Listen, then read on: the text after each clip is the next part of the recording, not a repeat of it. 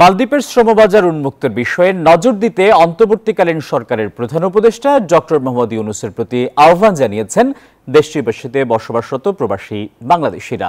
নোবেলজয়ী এই অর্থনীতিবিদের নেতৃত্বের প্রতি আস্থার কথাও জানান তারা। সেই সঙ্গে দ্রুত দেশে শান্তি ফিরিয়ে আনতে নয়া সরকারের প্রতি আহ্বান জানান প্রবাসীরা।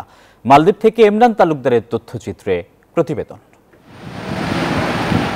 অন্তর্বর্তীকালীন সরকার প্রধান ডক্টর মোহাম্মদ ইউনূসের প্রতি আস্থা জানিয়ে তাকে অভিনন্দন জানিয়েছেন দ্বীপ রাষ্ট্র মালদ্বীপের প্রবাসীরা। তাদের দাবি সরকার সংকট কাটিয়ে প্রবাসীদের ভাগ্য উন্নয়নে মালদ্বীপের শ্রমবাজার উন্মুক্তের বিষয়ে নজর দেবেন। এই অন্তর্বর্তীকালীন সরকারকে জানাই শুভেচ্ছাবাদ। অনেক ট্যাকটিকের মাধ্যমে আমাদের ছাত্রদের 100% ত্যাগের বিনিময়ে আমরা যে বাংলাদেশের নতুন স্বাধীনতাকে পেয়েছি, এর জন্য ছাত্রদেরকে জানাই অনেক অনেক ধন্যবাদ। আমরা বাংলাদেশের এই অন্তর্বর্তীকালীন সরকারের যে একটা অর্থনৈতিক সমস্যা, সেই সমস্যার জন্য আমরা যতদূর সম্ভব বেশি বেশি রেমিটেন্স পাঠাবো।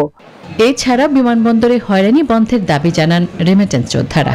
আমরা এই সরকারের প্রতি আশা করব খুব শীঘ্রই আমরা সেই ক্ষতিগ্রস্ত থেকে উত্তরণের একটা সুন্দর রাস্তা ওনারা আমাদের জন্য করে দেবেন।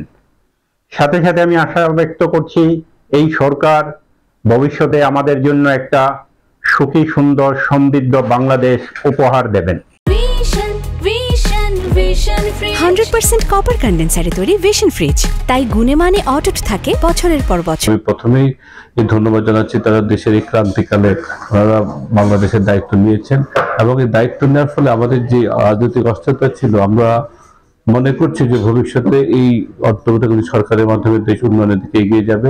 মালদ্বীপ প্রবাসীদের প্রত্যাশা সমৃদ্ধ উন্নত দেশ গড়তে সক্ষম হবেন নোবেল জয়ী এই অর্থনীতিবিদ। Desk report, news 24।